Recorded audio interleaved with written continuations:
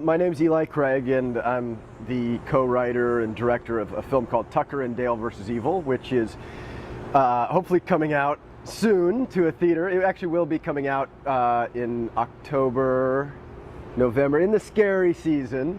It's a horror comedy is what it's called, but as you mentioned, it's sort of a gore comedy.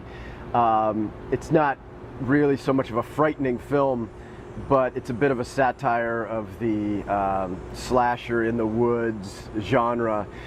And we do a mashup of that classic setup where these college kids, you know, drive into the woods and then all of a sudden something goes wrong and they're looking for help and they go to this like evil cabin and they're like, let's go get help in there. And it's sort of been done ad nauseum, like we've seen all these films. And except for in my case, the guys are actually two great guys, and they're trying to fix up their dilapidated cabin and you know, go on a fishing trip and have a good time, but they're misinterpreted as being these sort of deranged killers. So it felt to me like a ripe time to do that. I've seen so many films done the other way, and even if you're not a fan of Texas Chainsaw Massacre and Wrong Turn and Hills Have Eyes and Evil, you know, Evil Dead, still it's all, you know, even if you're not a fan of those movies, you still know that setup where, you know, people in rural areas in the woods are like scary and they eat people or whatever it is. You know, if you're not educated, then you might just eat people. And I always thought it was kind of funny because in my traveling, when you go into a rural area, like those are the nicest people you'll meet. Like those are the people that will change your tire. It's the people in the city that you have to be afraid of, and sometimes it's like the kids at a frat party you have to be afraid of, you know. So girls beware, those kids at frat parties. Yeah, so I mean, I wanted to take a different angle that, like, you know, the more educated class was actually the one causing more of the problem. And if they weren't out there in the woods, they were just two guys out there to have a good time, and they're kind of, the college kids are encroaching on their peace and fun. I think one of the things that's fun about a film is how many comedies have you ever seen about prejudice? You know, and I kind of wanted to do a comedy about misjudging people and prejudice. And so ultimately, I mean, at the core of the film, that's what it's about. But I was thinking also, sort of while I was making the film, and maybe digging deeper than needs to be dug into this, and is that we come at a time where, you know, people are talking about, after Obama won the presidency, are we post-racist and all this stuff. And I don't know, but I do know one thing: we're definitely not post-classist, and we live in a very classist culture where people judge you for the way you talk and the way you dress and the way where you've been educated, and I think it has nothing to do with intelligence, really. It has to do with status.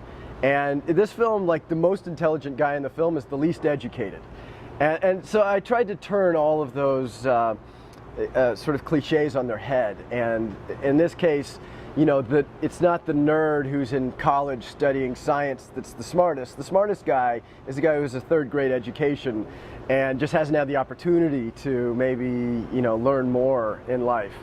And so every little cliche like that, I kind of try to throw on its head, and then the people causing the destruction, the evil ones, real evil in this movie really just ends up being dogma and prejudice and viewing the other, or sort of demonizing the other and viewing the other as the enemy.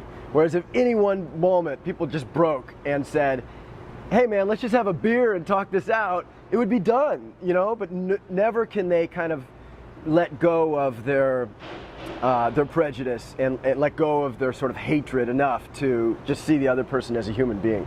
The film is supposed to take place in West Virginia, and we came up with this little town, Rennick, West Virginia, in the mountains of the Appalachian Mountains. But Calgary has this beautiful trees, and it looked more like the forest I wanted it to look like.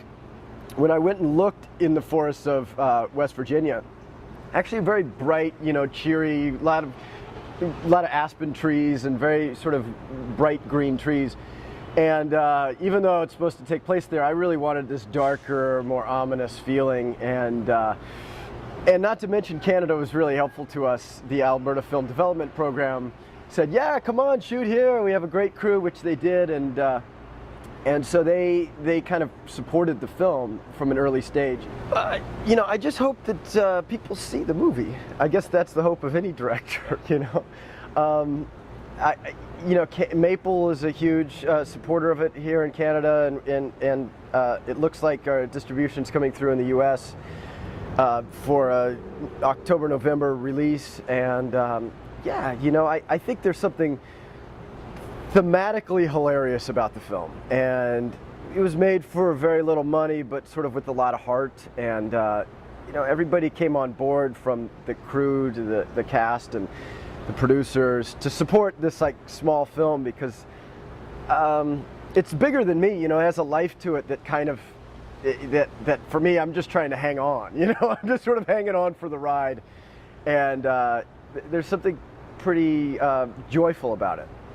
And that's the part I think that I'm most happy with, is just there's something that really joyful that emanates from this sort of weird horror comedy, very fun horror comedy.